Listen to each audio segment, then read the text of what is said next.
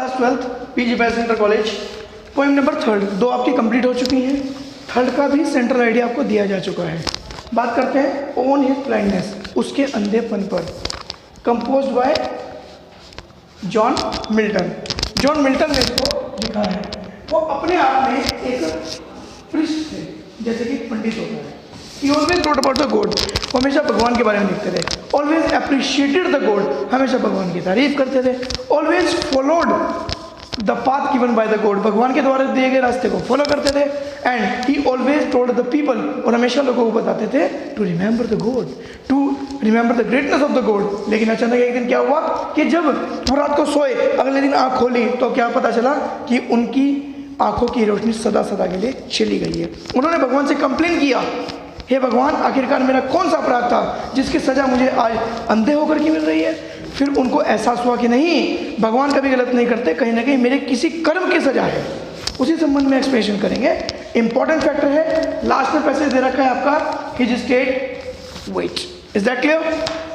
Reference, these lines have been picked up from the poem.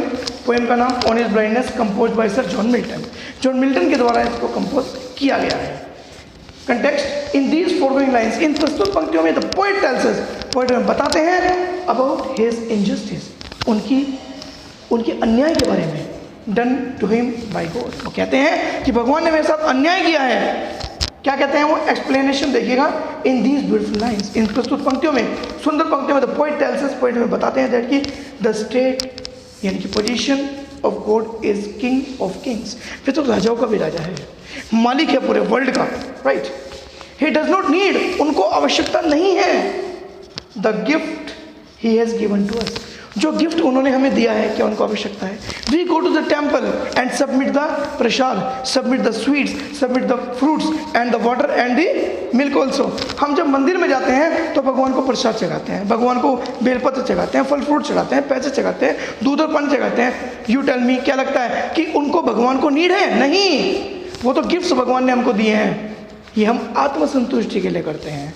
उसके बाद देखिएगा, according to the poet, poet के हिसाब से, they serve him the best who only stand and wait, जो सिर्फ खड़े होकर के इंतजार करते हैं। उसने ये कहा है कि भगवान की आराधना करने के लिए अपनी एकाग्रता को यहाँ लेकर आओ। आपके आस पड़ोस में ढोल नगाड़े कुछ भी बज रहा हो, लेकिन आपकी एकाग्रता भंग नहीं होनी चाहिए। वो ईश्वर की सच्ची भक्ति है। जॉन मिल्टन ऐसा कहते हैं।